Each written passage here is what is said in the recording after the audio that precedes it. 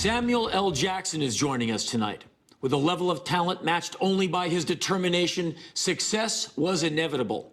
He caught our attention as Gator in Spike Lee's Jungle Fever and demanded it with his iconic role as Jules in Pulp Fiction. Samuel has since starred in countless films, and his most recent is the upcoming Resurrecting the Champ. Sam? Hey. It's great to have you on the show. Wow, sir. that was awesome. Yes. I've never been introduced that way. Thank you. You're very, very welcome. I want to talk immediately about Resurrecting the Champ. What's it about? It's about a reporter, actually, who's trying to live up to his father's legacy. His father was a very famous reporter, and he hadn't found that story that's going to break him into the, I guess, Writers' Hall of Fame or whatever, you know, respectability as a writer. And he discovers this homeless guy in an alley one night being kind of bum-fought by these kids who know he lives in this alley, and the guy tells him he's this ex-heavyweight contender who was almost a champ, and he thinks he's found his story. And he starts to write about this guy. And that would be you? That would be me. And he's very open and honest with this writer about his life and the guy's father, because he knows his father and he talks about his father. And he understands what this kid needs, and he's trying to help him get there. And then when the kid kind of realizes what happens and gets angry with him, he can't understand why he's angry, because he says, I gave you what you wanted. I wasn't asking for anything. I was living my life. You interrupted my life. So the honesty that he has about who he is and what he's trying to do is very, cool in terms of how the story plays out. And then he finally reaches a point where he accepts something else about himself, that he can actually be himself in another kind of way. This character has an alcohol abuse problem, and this is not the first time you've had a role that deals with addiction. You've been very forthcoming in the past about your substance abuse.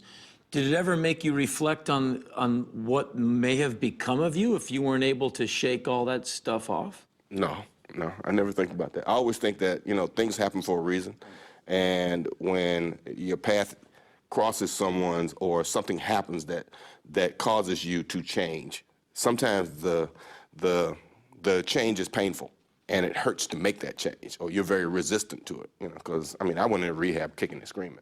It's like, I don't have a problem. But once I got there, I was kind of like, oh, okay, well, all right, I'm getting some rest, and this is kind of cool.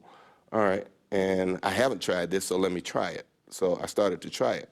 And for me, the palpable or the realistic difference between where I was and where I am now is right there. Because while I was doing all this stuff, I was kind of stuck in this kind of flatline place. And everything changed. So for me, I had a real honest choice there. Do you like what this is, or do you like what that was?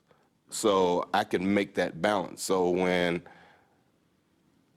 in the early days, those choices came to me, whether, I feel like I want to drink, or I feel like I want to smoke a joint, or do I want to go buy some coke, I could say, or do I want to continue making movies like this and going on location and meeting people and moving in another direction? So I said, okay, let me try that for a while.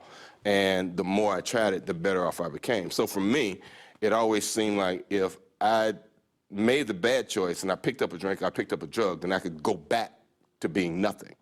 Or I could stay in this particular place and be Samuel L. Jackson, right, which was kind of interesting. So right. The more I tried, it was cool. So I trust that instinct. Right. You came up in a very interesting time in America racially, in Tennessee, which may have been a little behind at the times, or maybe in the times, back in the 60s with segregation. Yeah, for sure. Growing up really in the middle of that, what is that, have you brought any of that with you into what you do as an artist now? Well, I'm sure. All your experiences inform what you do and who you are. I didn't grow up with a sense of bitterness because of it. That was just the way life was at that particular time. And as things changed, I kind of flowed with all that. And I always think of my life as a different set of hairstyles.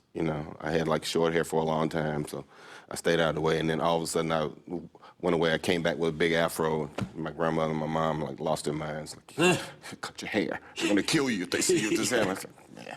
And then you go from that into I had like pressed hair for a while because I was trying to be a player in Atlanta, a little gambler and hanging out. And then I had braids, and then I had twists, and I had all this other stuff. And I lived in the SNCC office for a while and hung out with Rap Brown and all these people. So Well, I was there are gonna all ask you kinds of about things SNCC. that things that went on throughout my